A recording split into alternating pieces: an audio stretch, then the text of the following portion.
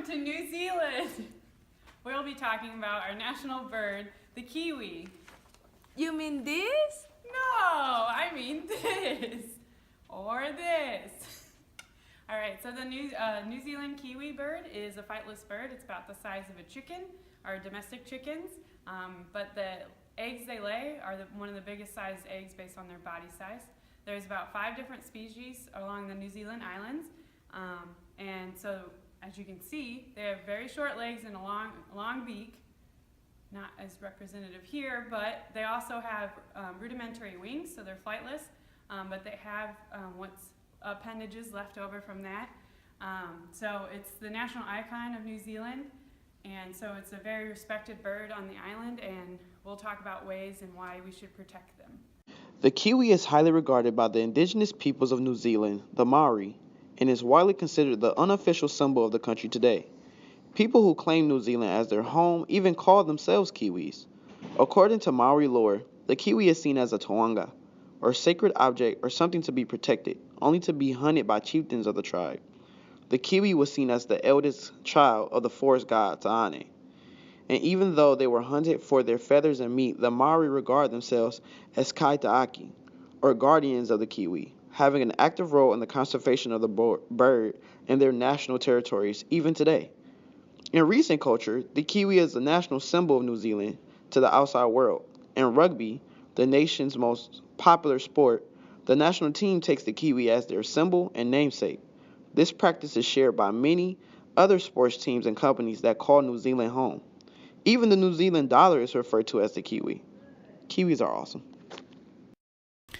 The first part for combating endangerment for these birds is to reduce threats.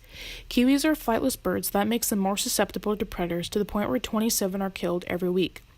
Common predators include cats, dogs, stoats, and possums. To help reduce the threat of predators, cyanide baits and leg traps can be used.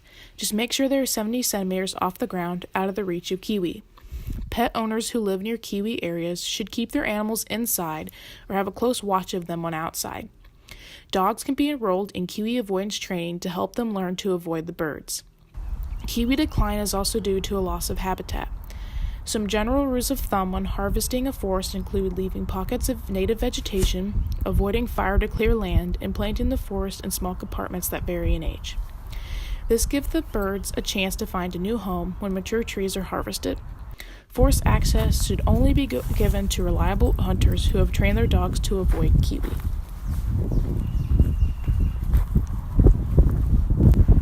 In New Zealand, there are already conservation attempts being made.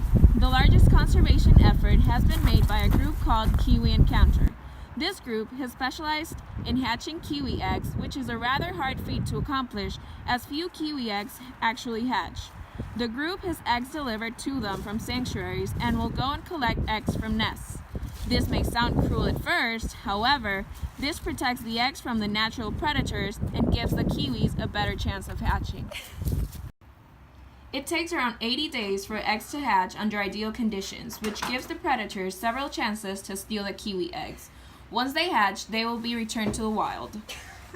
This group is also working on kiwi research, so we know how to better care for these creatures and better educate the community. Some minor kiwi rehab and release companies already exist, but we would like to make it more widely known amongst the New Zealand community that there are educated groups trying to help.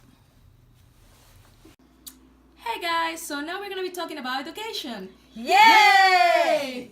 Here is a kiwi on its normal environment.